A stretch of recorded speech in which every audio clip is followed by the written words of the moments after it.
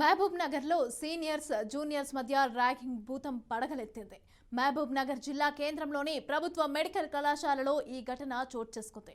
2 రోజుల క్రితం అర్ధరాత్రి వేళల్లో సీనియర్స్ కొందరు మద్యం సేవిస్తూ ఎంటర్టైన్మెంట్ కోసం డాన్స్ చేయించిన ఘటనలు కూడా జరిగాయి. ఇక వాటిపైన మరింత సమాచారాన్ని మా ప్రతినిధి మధు అందిస్తారు.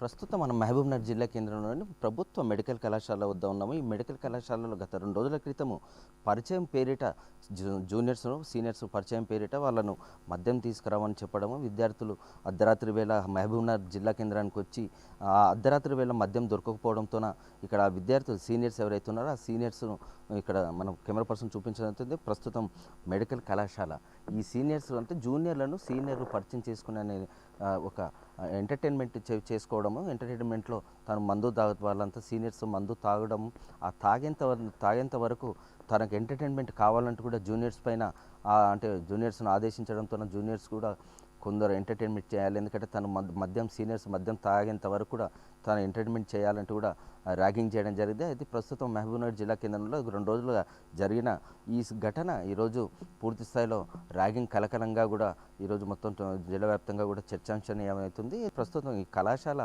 ప్రిన్సిపల్ అంటే ప్రభుత్వ వైద్య కళాశాల ప్రిన్సిపల్ను కూడా మనం అడిగినట్లయితే తను ఇలాంటి ఘటనలు ఏం చోటు చేసుకోలేదు, ఎందుకంటే ఇక్కడ మాత్రము యాంటీ ర్యాగింగ్ వాళ్ళని కూడా నియమించడం జరిగింది. ఎందుకంటే ఒకవేళ అటువంటివి ఏమైనా ఎవరైనా విద్యార్థులు కావచ్చు, విద్యార్థినులు కావచ్చు, ఎవరైనా అటువంటి వాటికి గురవుతే మా దృష్టికి తీసుకొని వస్తే వారిపైన చర్యలు తీసుకోబడతాయని కూడా చెప్పడం జరిగింది. అంటే ప్రభుత్వ వైద్య కళాశాలలో ర్యాగింగ్ అనే పేరిట సీనియర్స్ పైన ఫిర్యాదు చేస్తే భవిష్యత్తు కూడా పూర్తి స్థాయిలో నష్టం జరిగే అవకాశాలు ఉన్నందున ఏ ఒక్క విద్యార్థి కూడా జూనియర్స్ సీనియర్స్ పైన కూడా ఫిర్యాదు ఇచ్చే దాఖలాలు ఉండవు. కాబట్టి ఆ జూనియర్స్ కూడా ఇప్పటివరకు అయితే సీనియర్స్ పైన కూడా కంప్లైంట్ ఇవ్వలేదు.